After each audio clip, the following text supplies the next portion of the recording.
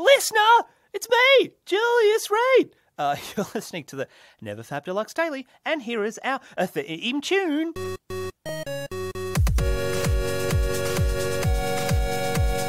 Oh yeah, baby, it's pumping, it's absolutely pumping in here. That was our resident DJ, will.i.am, in the studio. He's not actually here. He is telecasting because of COVID. Thank you, will.i.am, for that lovely beat. That's what the kids are calling it. And listening to the show today, we're talking about all sorts of things porn addiction related. So if you're like, damn, I can't last a day without touching my little wiener, of course not referring to my pin dick, but your own even smaller pin dick, that's right, the Reed always wins in the end. Today's topic is it ever okay to relapse? But before then, Julius Reed checks up on you. Let me help you. Let's do Checkup! The Checkup! That's the wrong one! The Checkup! That's correct. The Checkup, where Daddy Dr. Reed, checks up on you, a homeless man in the middle of Oklahoma, who will blow other guys, I guess, for money. If you end up blowing a girl, I guess that's a special occasion as a homeless man, because it's like you don't blow many girls. I could be wrong about that. So aside from blowing the other people, how are you doing? How you doing? Are you doing okay? Are you struggling with this thing called life? Do you want to have sex with me? LOL jokes! If you are a over 18-year-old woman, I will take what I can get. Of course, my girlfriend is in the other room as we speak, so she can hear all this. The Checkup, how are you coping? Are you doing okay? Is you doing good at school? Did you get an A+ on your exam? Are you struggling with a mortgage, perhaps? What is like a wide variety? Are you on your deathbed as an old person? See, I cover all ages on the show. I'm all about helping the elderly, defecate and all that kind of thing. Yes, did you meditate today?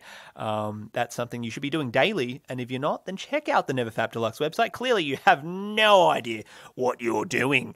NeverFapDeluxe.com is how we do it. But did you exercise today as well? Exercise, so important. If you're not exercising, then you're degrading into your wheelchair. I assume you're in a wheelchair because, I prey on the hopeless and the struggling. I want to have sex with an amputee, just saying. If you're not amputated, lose a leg. The Reed will jump on you in a second, in a moment, I guess. But a second moment, in the moment second. That's correct. Did you remain calm and aware today? Very important to, maintaining your stature as alpha male or alpha woman or whatever. I don't know. Do women compare based on like vagina size? I don't know what's going on. What are you going to do differently? How are you going to live your life, your best life? Much like a doggo life, best doggo. Because if you're not living your best life, well, then are you living at all? Well, you still are. But you're not going to achieve great things, such as building the pyramids. When was the last time you constructed something that was as big as the Empire State Building? And no, Minecraft doesn't count. You freak of nature, you porn addict. Please kill yourself. So that was the Checkup, checking up on you. Hopefully you're doing better after that one. Reminded of what you should do in life, and of course throughout your day. Which brings us to the second segment, the topic.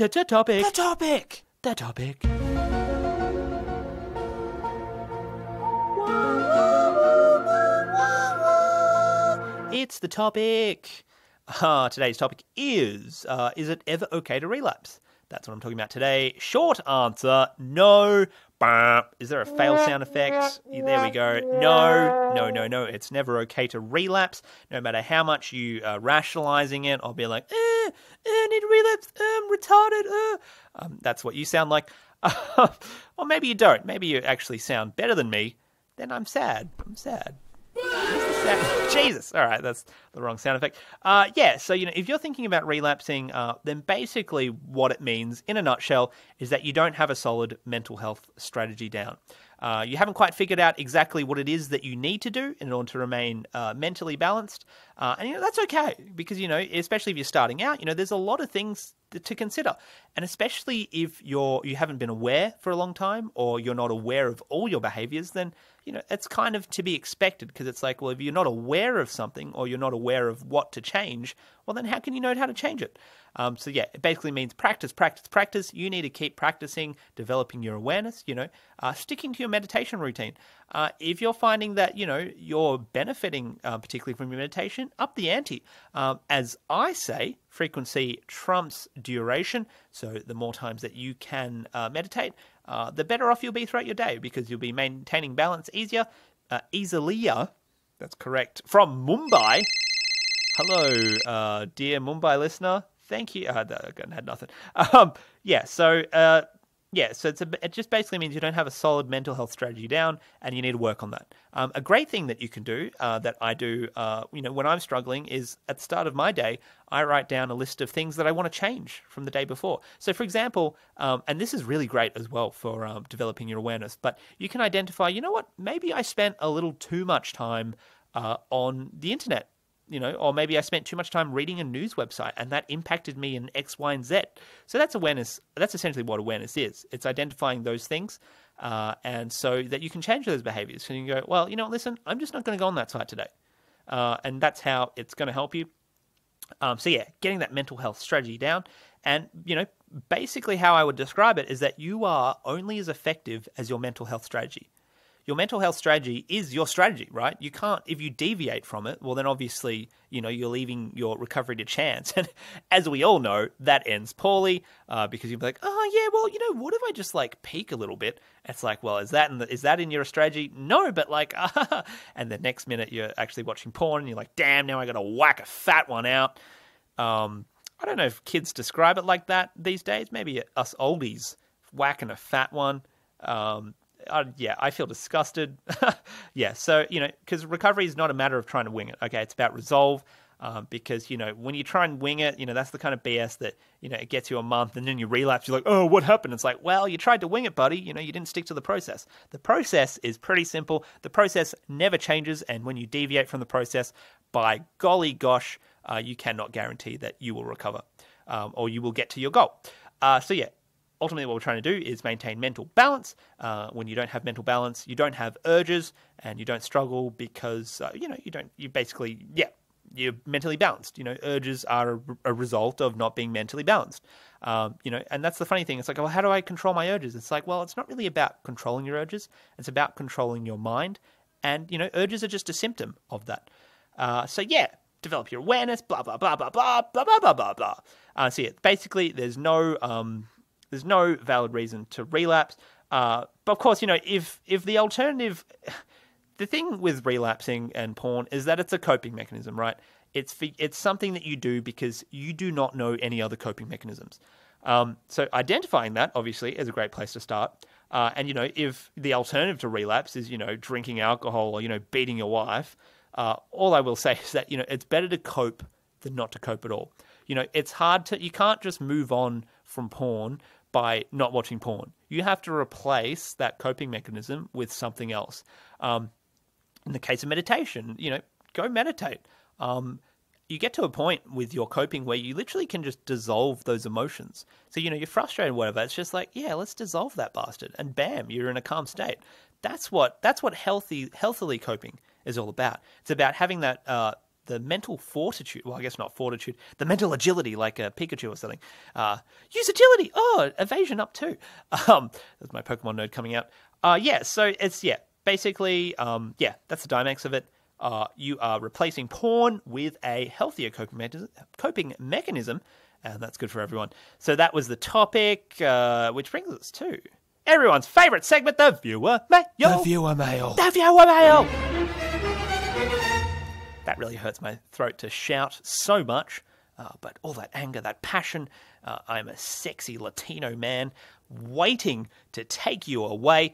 Obviously, if you're over 18. But, if you're under 18, it's kind of weird anyway because it's like, I'm like an adult. Why did I make it weirder? Anyway, today's viewer mail comes from Alyssa Diaz from Bradford, United Kingdom. Did I play the header? I'm playing it now anyway. I forgot. The viewer mail. There you go. The viewer mail. I mean, it's not like a The professional viewer way to mail. do it, but at least I played it. Maybe I did play it. I don't remember. Today's viewer mail comes from Alyssa Diaz from Bradford, United Kingdom. Alyssa says, "Hi, Julius, you absolute beast." Thank you, Alyssa. I am an absolute beast. A beast in the bedroom. If only that was true. Yeah. I thank you, Alyssa. I appreciate that, even though I clearly wrote this.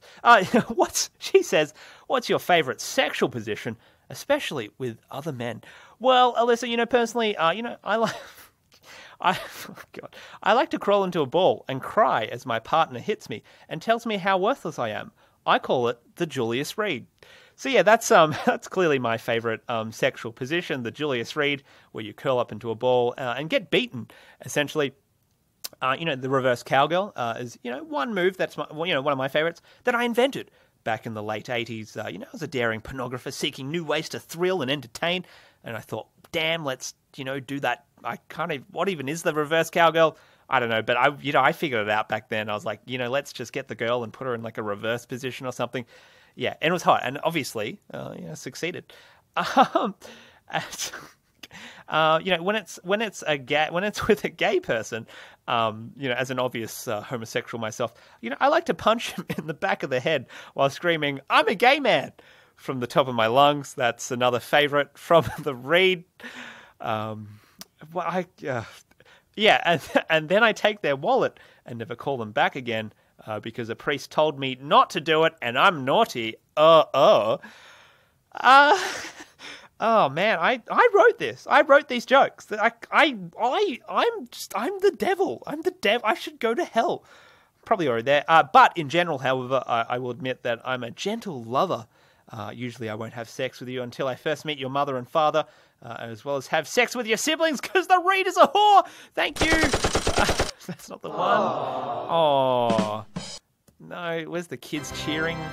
Come on, kids. Fuck it. No, I swore. Oh, damn it. Now it's an explicit podcast. Because you got to put, explicit on the podcast, but I'm not going to do it. I'm going to pretend I forgot to do it, and then iTunes will be like, oh, well, this podcast has been flagged. I'm like, ha!